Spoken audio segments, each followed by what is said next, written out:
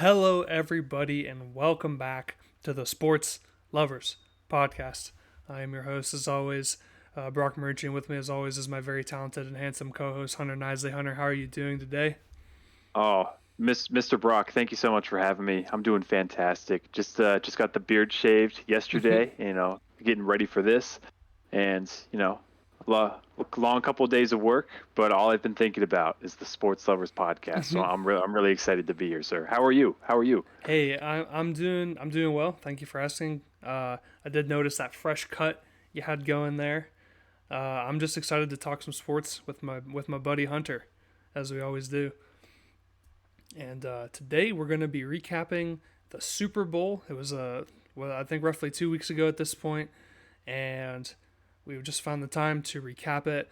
And we're going to start by giving just our general thoughts on everything that went down. And then after that, we're going to get more in depth into what we thought, as well as some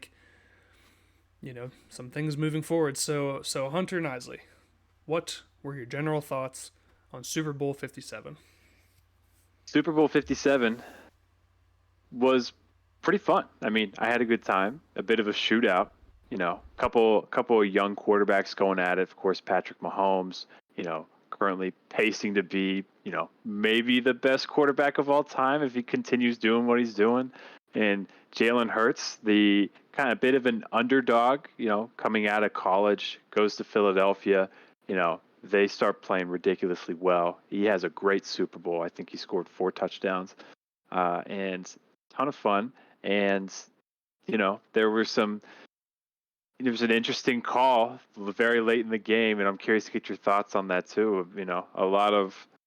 I've seen a lot of people, very upset about this particular uh, defensive holding call, and I've seen a lot of people also in support of it though, which I was a little surprised.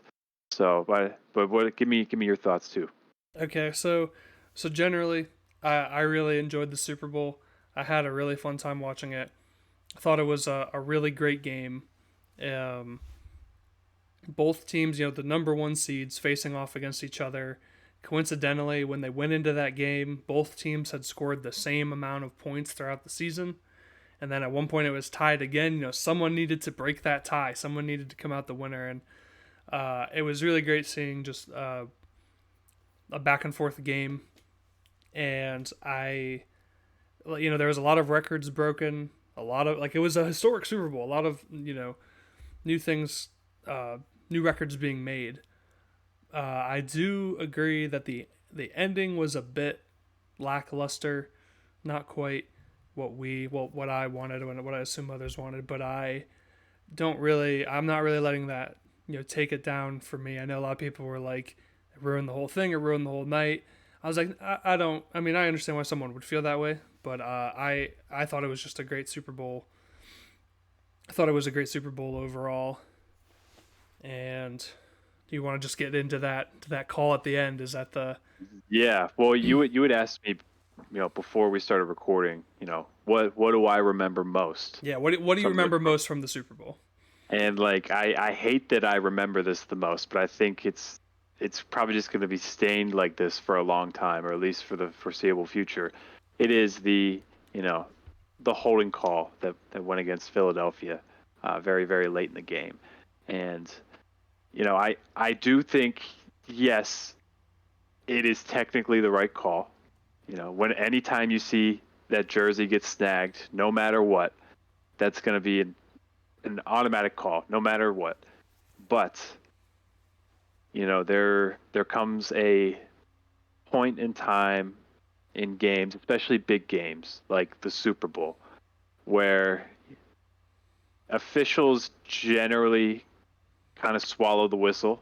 They let the players play. They let their play decide the game. And you know that ball was overthrown. That was never going to be caught, regardless of what happened there. And I just hate that game was not necessarily that it was decided on that play, because anything could have happened, of course, but it pretty much sealed the win for Kansas City there. So I hated seeing that, but at the end of the day, there were of course other plays that Philadelphia could have made. They had they had a decent lead at halftime and they couldn't hold on. But you hate to see a game end that way, you know. Yeah, especially a game like the Super Bowl where it was like, the Chiefs, they did the smart thing to do, the best way to win. It just so happened to also be the most boring way to win, but like you had to do it. I've watched a lot of stuff about the call at the end. Apparently, I can't remember. It was Juju Smith-Schuster for the Chiefs, and I can't remember the player for the Eagles. And he said the player for the Eagles was like, "Oh, it was a hold. Like, I was hoping I could get away with it." And so, if it's the right call, I mean, like they say, the ref's got to make that call. But it's like, man, the like you said, like the ball is sailing over their heads. Like, from apparently the look we got on TV was not the best look, but watching that play, like those two guys, like the play happens and Juju is like, he's just like, all right, like I'll get back to the line of scrimmage or whatever and see what we do next. Like no one's really like up in arms until Patrick Mahomes, points, or at least that's what we saw was like Patrick Mahomes points and then they throw a flag. And I agree, like you don't call that, you know.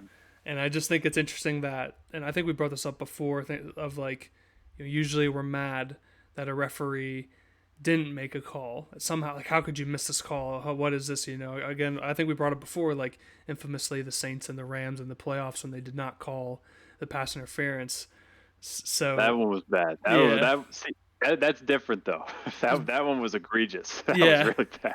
Yeah, that's another thing. Like, well, to finish my first one was like, I think it's interesting. Like, usually we're complaining, how did you not make a call? Now we're complaining that they did make a call. But that's another thing too. I was like, dude, if it was like an egregious like hold, like if he couldn't move his arms, if the dude literally bear hugged him, or if it was like a face mask where his face was turned the whole way around, it's like, and they throw the flag on that, it's like, dude, you gotta, like, you can't ignore that. But this just seemed like, surely, we could have gone on without calling that. Like, so yeah, I'm with you that would have liked to just not see them throw that flag.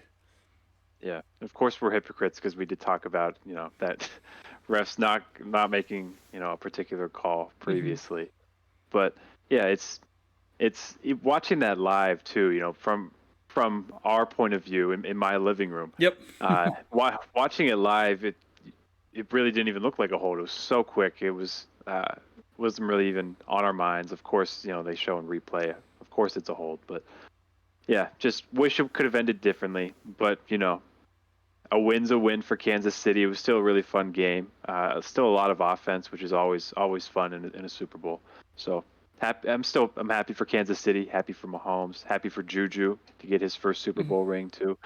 Andy Reid, of course. Andy Reid, yeah. Yeah. Now there was another kind of big controversy surrounding this game throughout the entire game. Okay. That was the field conditions. Now, of course, they went with real grass for this game instead of turf.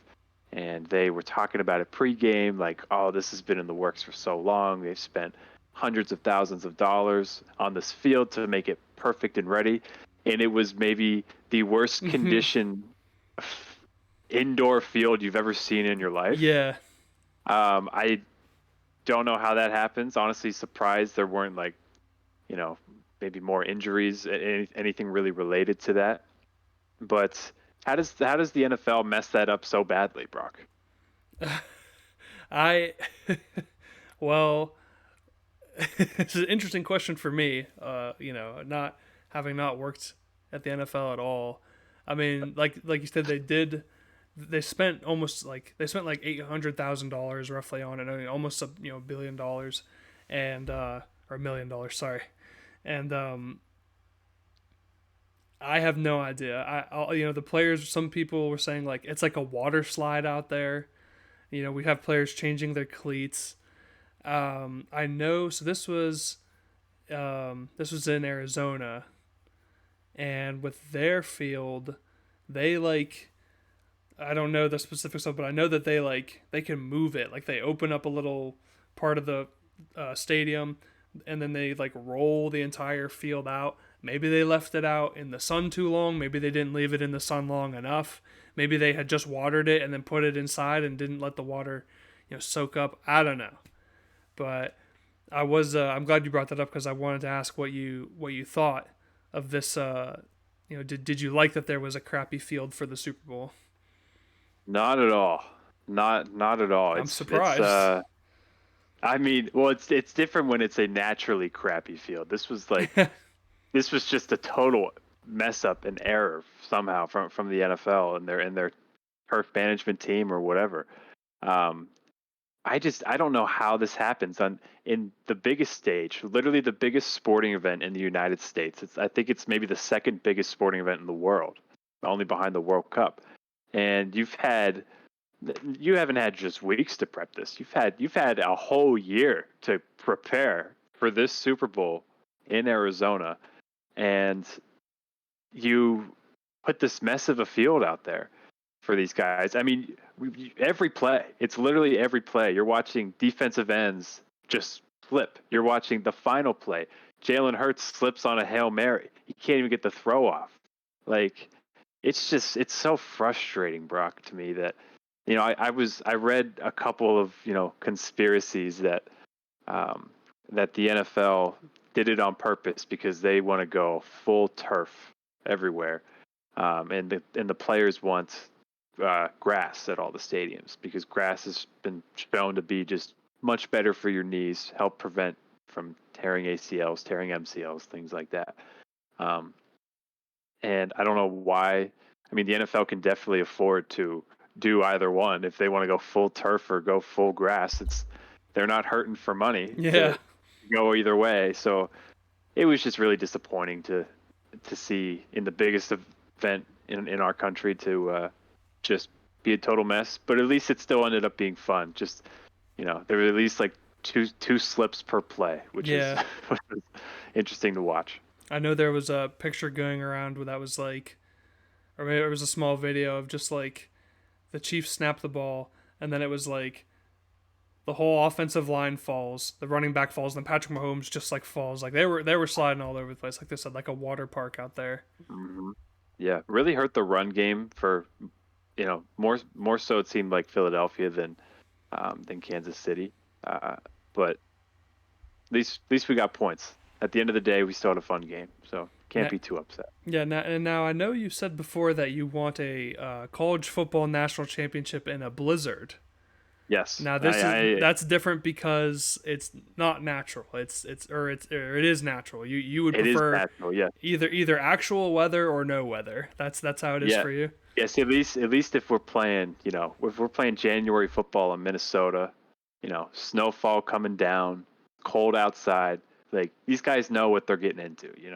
Like they've been waiting all year to go play in the snow in Minnesota for to win it all. These guys had no idea what they were getting into. They weren't expecting to be on a little slip and slide throughout the whole game. Sure. You know. And plus, what's more beautiful than a snowy football game? It's a lot more beautiful than a slippery, wet indoor football Indoor game. football. Yeah, that's yeah. I don't know. Maybe that's what happens. The only way I could answer your question from earlier is, hey, maybe they got the great value field instead of the official field. They said, hey, we need to save a few bucks, get the $800,000 field instead of the $1 million field. I guess that's what you get when you don't spend the milli. I guess.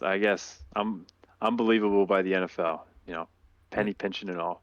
Now I've just recently started watching the New Heights podcast with Jason and Travis Kelsey, and they did an episode where they talked about the Super Bowl, and Jason said he loved it. He loved the field, that it was like, a challenge. He's like, hey, this is all part of the game.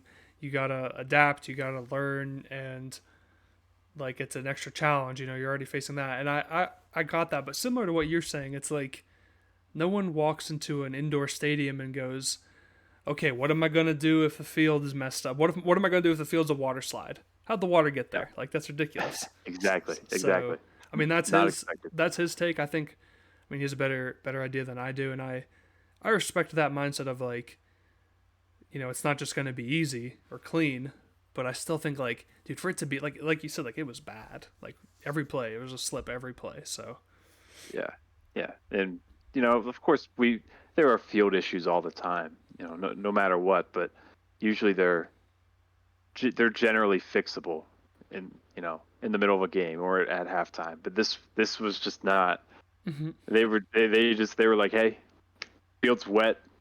Sorry, They said let him play. let them play. Yeah. Yeah. Listen, we had little league games that got canceled for less when we were children, of course. So like, this sucked to see. Yeah. I I've fixed that field. Do better next time.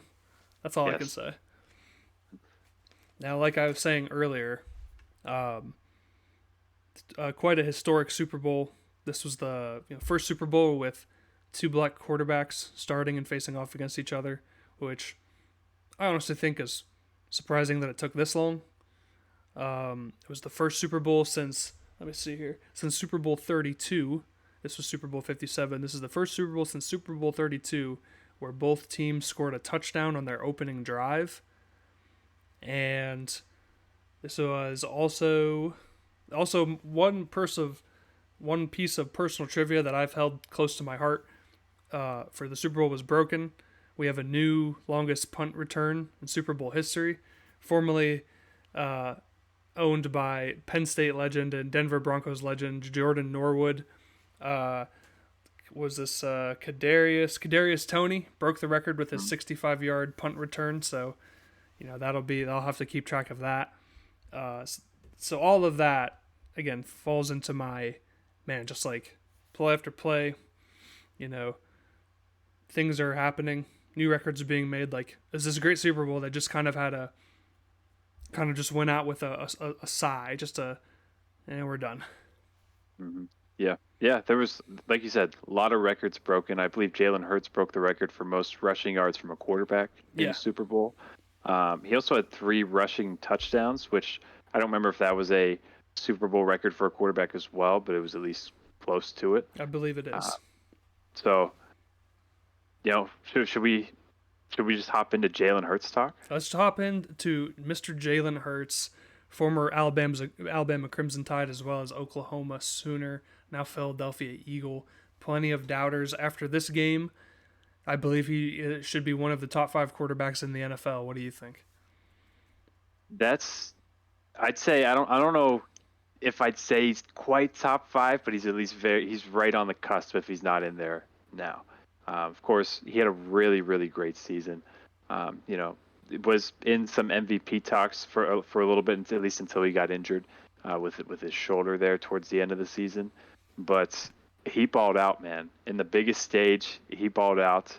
Of course, we have seen other quarterbacks and other players, have great Super Bowls and maybe not necessarily turn into the player that we thought.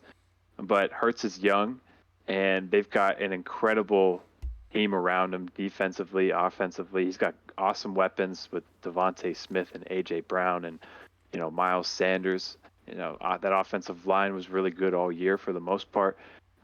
Defense was fantastic all year for Philadelphia. They have a super bright future, and I expect Hurts to bring them right back next year. They're definitely the team to beat in the NFC. Between them, I think the 49ers will probably be back as well. They'll be right there in the mix, but between those two teams, it's a very good chance one of those two is in the Super Bowl coming out of the NFC next year.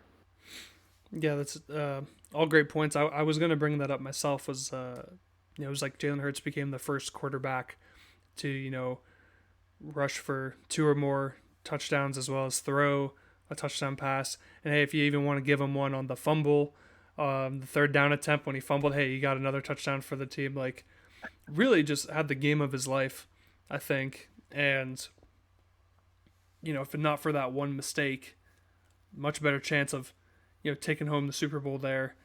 There was a lot of talk as to whether or not he should have won the Super Bowl MVP. Personally, like I definitely think all those numbers are Super Bowl MVP worthy, and all those accolades are Super Bowl MVP worthy. But to me, like, unless the other team is just barely, like, if we have like a Denver Broncos, Carolina Panthers-esque Super Bowl where it was not very offensively driven, like, I just think the winning team should always get somebody on the winning team should get that Super Bowl MVP. What are your thoughts on that, Nisley?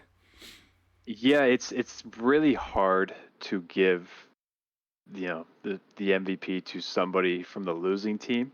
I remember there was a conversation about this in the NBA in the year that Andre Iguodala won Finals MVP, and there was a lot of talk of like, oh, LeBron was just killing everybody this series, like he should have won Finals MVP. And it's really rare, I think, to even be able to make a case like that, because generally the winning team's going to have, one of the top two performances most likely, whether it's from a quarterback or from a receiver or a running back. So, but you know, it I don't think Hurts was so far and beyond everybody else in this game that he deserved it.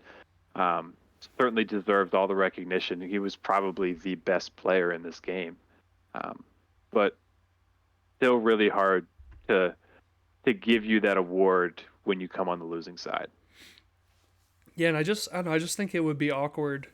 Like, what would you even do or say? Like, I mean, I think it would be an incredible accomplishment to win Super Bowl MVP, but it's like, oh, you just lost the Super Bowl. Like, are you in any mood to accept any kind of gift or recognition at that moment? Like, I just don't think that would work out. That'd be quite the speech. I'm very curious. Like, what kind of speech would we get out of a losing player winning that award? Yeah. Now, I was curious. I was like, has anyone ever won the Super Bowl MVP having lost the Super Bowl? And apparently it happened one time, and this was back in Super Bowl 5 Oh wow! by a man named Chuck Howley for the Dallas Cowboys.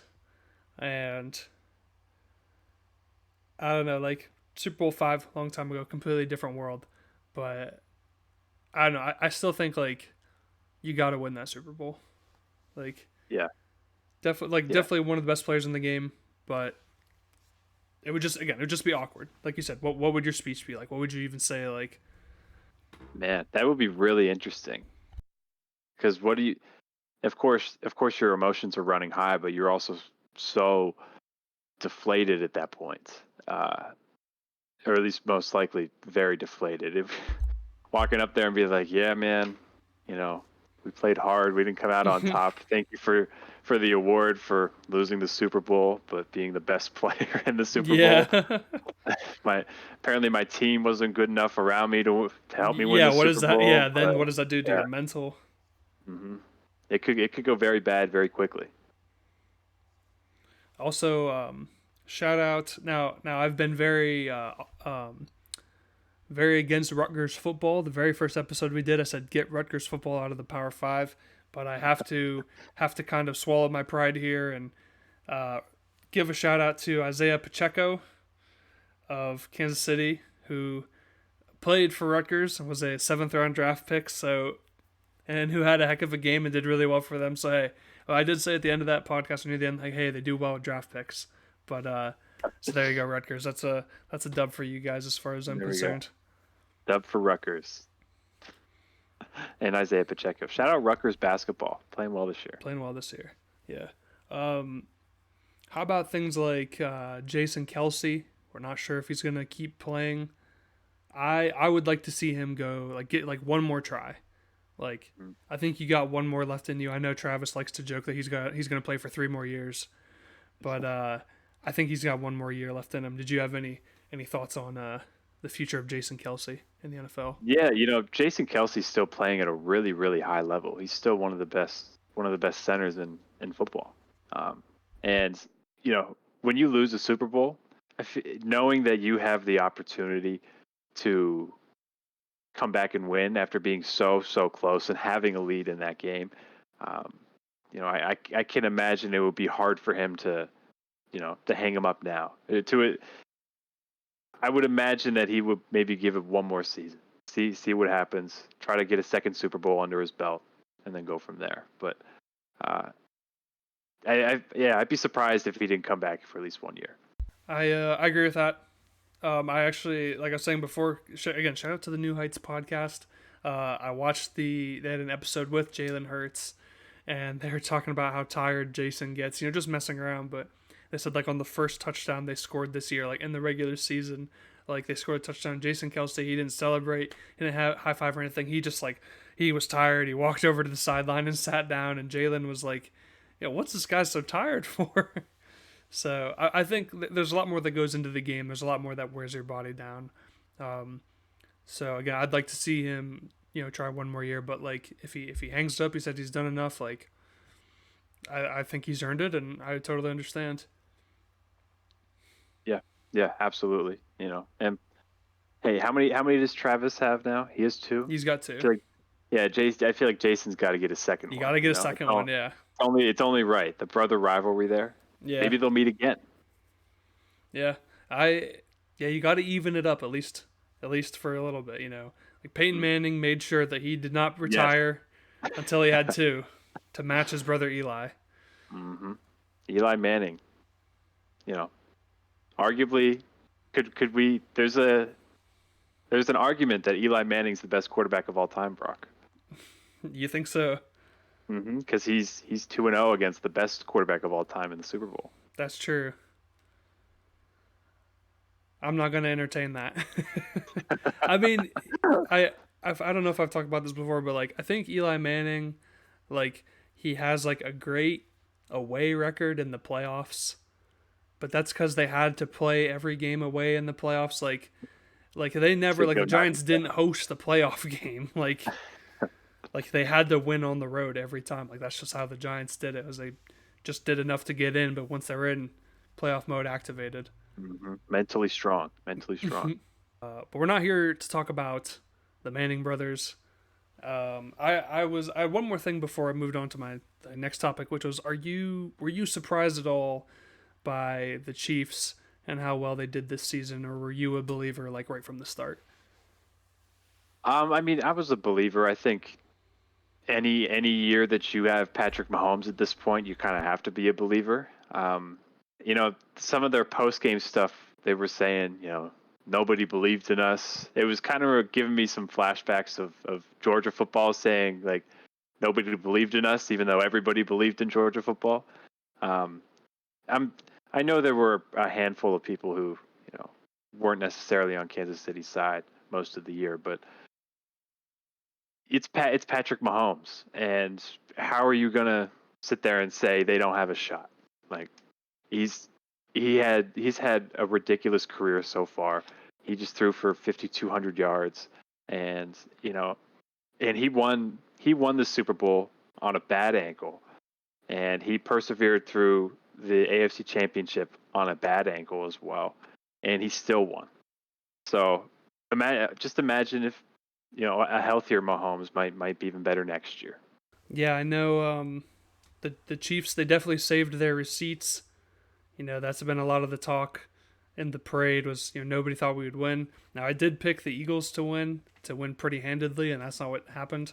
I just thought with that injury, with Patrick Mahomes' injury, it might slow him down too much. Incredible shout out to the Kansas City Chiefs offensive line, not giving up a sack the whole game.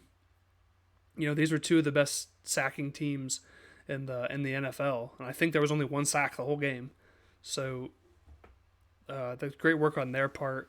I remember at the start of the season, someone asked me like, "Hey, who do you give me a couple teams you think are going to the Super Bowl?" And when I said Kansas City, they were kind of surprised, and I was like, Tyreek Hill, like an incredible player. Like no one wants to lose Tyreek Hill, but similar to like what you were saying was like, it's Patrick. I was like, yeah, it's still Patrick Mahomes, it's Andy Reid, it's Travis Kelsey. Like those guys are still there, and with them, Tyreek Hill leaving, you have a lot more, like you have some extra money to spend. You can bring in some better people to help fix whatever problems happened before. So again, I'll admit that a few times I was like in the playoffs and then the Super Bowl, I was not picking Kansas City to win, but I mean, you undoubtedly like great coach, great players. You can't say that there's just no chance at all. Yeah.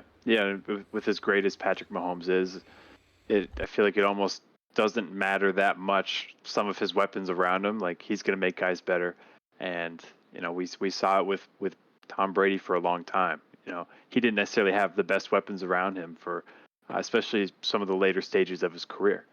And Mahomes is right up there with that kind of greatness already in that type of performance. And as long as he's on the field, it's going to be really hard to not give Kansas City a chance to win, no matter what. Yeah, and with this Kansas City comeback win, the Eagles become one of two teams to have take like a 10-plus point lead into halftime and then to lose. The other team being the Atlanta Falcons, losing to the Patriots. So again, just a remarkable Super Bowl. I think deserves to have more praise than I acknowledge, not the ending we exactly wanted to see, but I don't think we should just ignore everything that happened before that call and that ending. Absolutely. And how about the big news of Chad Henne retiring? He's hanging it up. Incredible move on his part to overshadow the retirement of Tom Brady. They might have to have two separate Hall of Fame ceremonies. You really can't have both of them at the same time. But in all fairness, Chad Henne, I think a pretty cool career. I mean, yeah, he was a backup quarterback, but did well when he was used in the playoffs. Helped the Chiefs out quite a bit when needed. And hey, 2 Super Bowl rings, you've had enough. Let's ride off into the sunset with this one. Yeah, went out on top. We talked a lot about the backup quarterbacks last time we were here, Mr. Brock, and I don't believe we did get to see either Henne or Minshew Mania out there. No. I know there was a chance that Henne was going to come into the game, either to start the second half or right at the end of the first half, and he didn't end up coming in. But congrats to him, man. Going out on top. He may have been a career backup, but I think he made, I forget how much money it was, in the $40 or $50 million range to start 30 games in his career, which is pretty cool. Yeah. That's a pretty fun job to have, I would say. And yeah, 2-time Super Bowl champion Chad Henne, NFL vet, good guy Chad Henne. Yeah, and so with him retiring, this is a pretty interesting stat. It was with him retiring, there's only two quarterbacks in the league right now, I think, that have won 2 Super Bowls, and that's Patrick Mahomes. This other one, at first I was like, wait, that can't be true, but then I realized it's Jimmy Garoppolo, and that's because he won 2 with the Patriots being a backup to Tom Brady. So I was like, that's not right. So I was looking up and I was like, no, that's right. I was like, because Ben Roethlisberger just retired.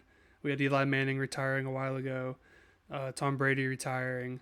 So that's I don't even know what to say about that. I guess it's hard. It's hard to win the Super Bowl. It's hard to win it once and twice for everyone really except for the Patriots. Super Bowl. Hard to just stick around in the league to be winning multiple Super Bowls. Really young league, or at least in terms of quarterbacks right now, a really young core quarterbacks that we have. And it's going to be fun for the next 10, 15 years with what we're going to see from, Mahomes, who of course has 2 Super Bowls now. We'll see, Joe Burrow gets his first one. We'll see, what Lamar Jackson does, of course. We'll see what the cursed franchise and the Chargers and Justin Herbert do.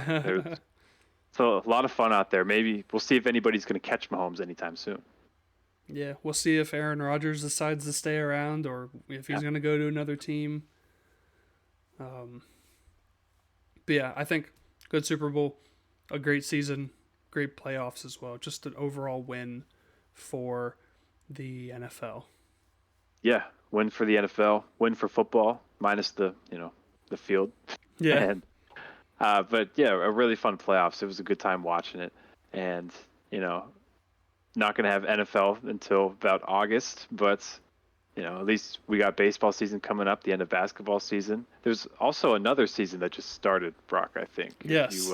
Did you want to dive into that? I did.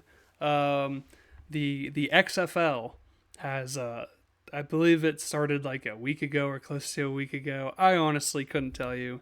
Are you interested in the XFL at all? Am I interested in the XFL? I bet you I'll watch at least a game or two as long as it hangs around longer than a few weeks, like most of the other leagues Yeah. have not done. Um, but I mean, it's football. It's fun, and there's you'll recognize a fair amount of names out there too, and it's good high quality football as well. These guys are no scrubs. Almost all of these players have played professionally or at least been on the professional routes and ended up here in the XFL. So I'll watch at least a little bit at some point. Yeah, I keep saying like I'll check it out. Like I've seen some clips. And I'm like, oh, that looks cool, and seems like there's a lot of positive feedback. I also like they have a lot of unique rules you'd brought up before the show. You like that instead of onside kick, they go for like a 4th and 15 from like their own 20 or something like that. So it's unique. My thing is just like one, I'm just so used to like college football and the NFL.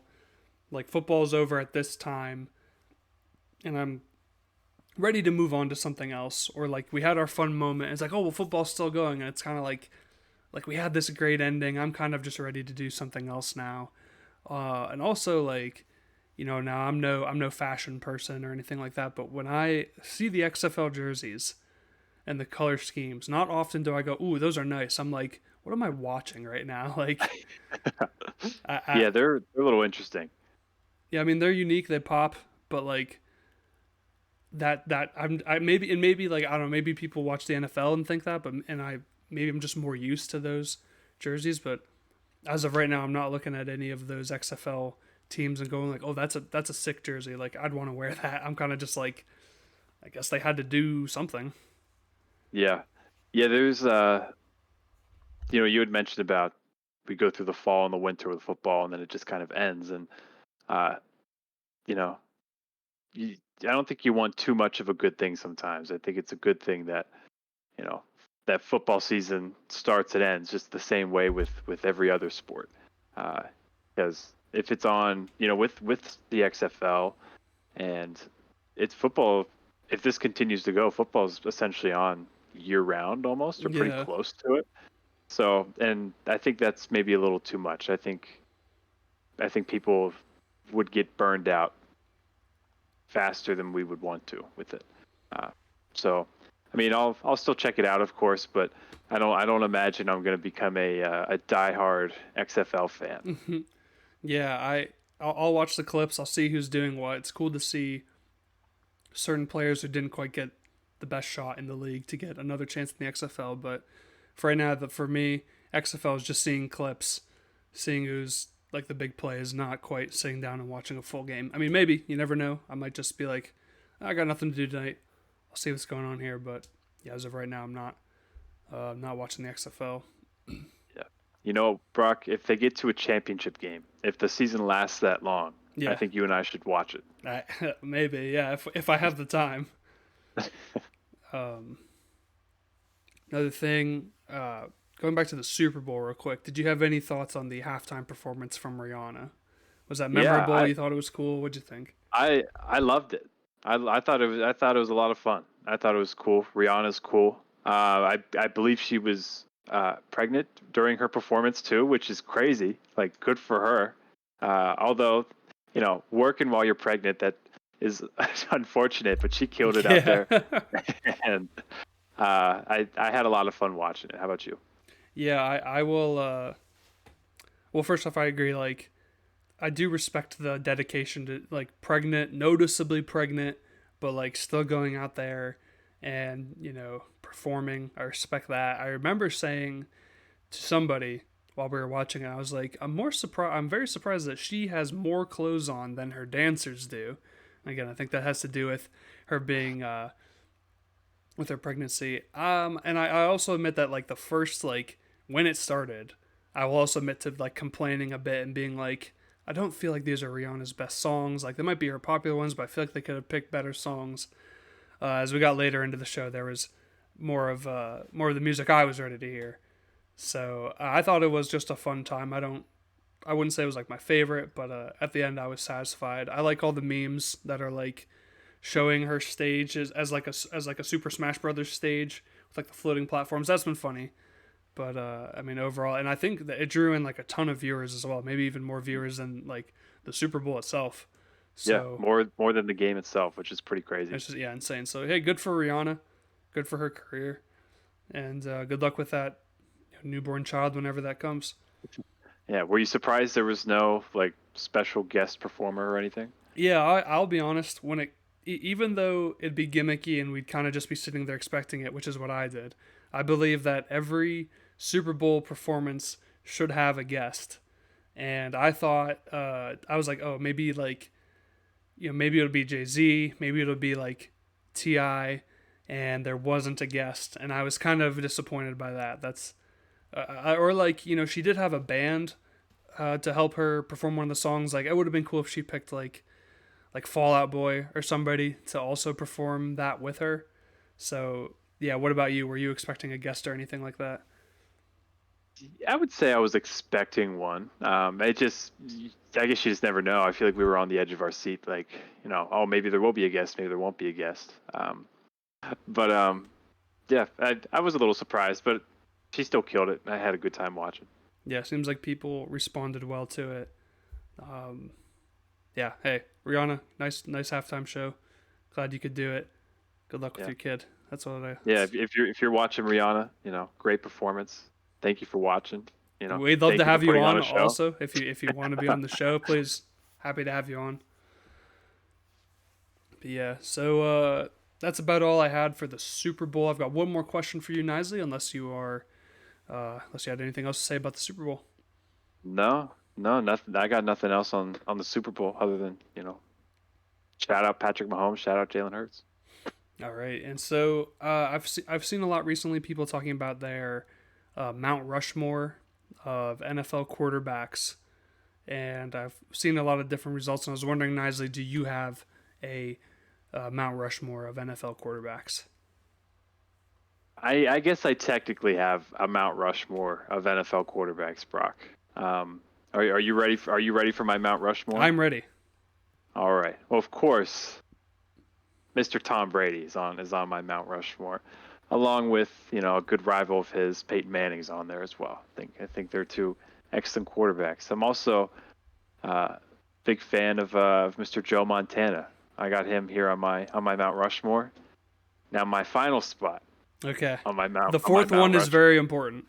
The fourth one is very important. Okay, this is not necessarily a specific quarterback. Okay, this is Okay. I consider this a group of quarterbacks. Okay. And I guess it's not much of a group. It's technically two different quarterbacks, but they are who I call the Tom Brady killers, aka mediocre quarterbacks that just defeat Tom Brady in the Super Bowl. And that is Eli Manning and that is Nick Foles. They get a combined spot on mine for beating the best quarterback of all time. Brady can beat anybody, but he can't beat the average Eli Oh Manning man. and the career backup Nick Foles, who both of them had some of their best performances ever, especially Nick Foles. Played the That's best game true. of his entire life against Tom Brady. That's I can't argue with that. I was gonna say you have to pick one person, but that's a solid argument. I I think those are all great picks.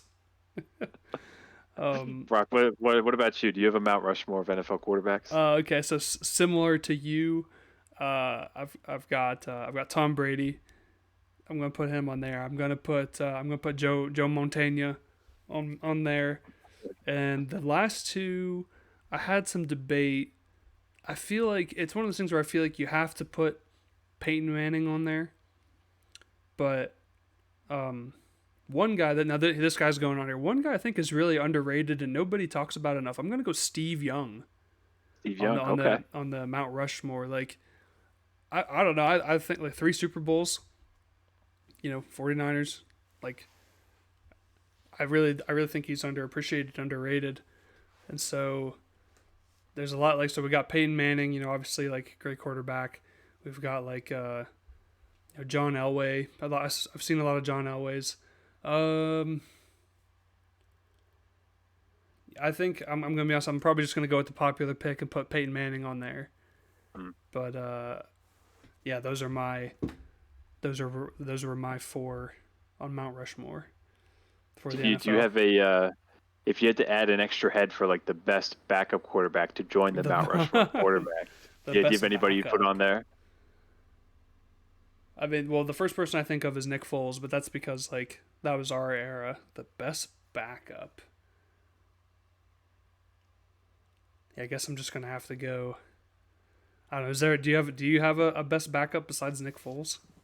I'd probably say at least maybe the most popular backup we've had in a long time is Ryan Fitzpatrick. Is probably go Ah, on there. Although really? he bounced back and forth from backup to starter for a lot of his career, but Yeah, really yeah, I mean, dedicated guy all over the league. Played hard for any team. mm-hmm. If you Could needed a throw Chad block, Henne on there. Two time Super Bowl two winner Chad times. Henne. Yeah, that's a great backup as well. Marcus Mariota, how about that? It's Mariota, yeah. Charlie Batch, Charlie Batch. That's a good. That's a throwback. I was not ready for that. Um, yeah, I in the Jalen Hurts, his Mount Rushmore, he just like limited it to people he has seen play, which I thought was an interesting. Um, he's like, hey, Honestly, I think it's fair. yeah, he was like, look, like obviously people love Joe Montana. He's like, I've never seen Joe Montana play, but so he was like, he put Tom Brady. Now he loves Michael Vick. That was the second person Yeah. he said. He's like Michael Vick, which I was like, if you take all the bad stuff he did out of the way, like, yeah, I think that's a fair pick. He was with me and like Steve Young, and we, I called him. I told him, I said, hey, what about Steve Young? And he said that's a great idea. A great pick. And Peyton Manning as well. Apparently, he's good friends with Peyton Manning. So I don't know. I've just seen. I don't know if it's been going on for a while or what, but I just have seen a lot of people talking about what's your Mount Rushmore of quarterbacks. So Yeah. I thought, hey, let's put our 2 cents in there. Yeah. Michael Vick's an interesting one. Just because he was a generational talent between of course his wheels, but the man had a cannon as well. Mm-hmm. And of course some off the field things that happened. But he was so much fun to watch when he was at Atlanta. Then he came to Philly, and they had a couple of really cool years in Philly when he was there. That's a really interesting Mount Rushmore pick. Yeah. Well, I believe that's all. That's all I had to say. Yeah, I don't have any notes other than shout out Nick Foles for being Nick Foles, man. But yeah, that's all I got. Yeah, so fun Super Bowl. I look forward to next season. I look forward to the next Super Bowl. Make the Super Bowl a national holiday. Okay, Yes. give people off for the Super Bowl. Like it's about time we do that. Yeah, so if that's all we had to say, then you have anything else, Nisley? No, shout out Eli Manning. It's about all I got. Yeah, alrighty. Well, hey everyone, thanks for watching. We hope you all enjoyed, and we'll see you all in the next episode. Peace.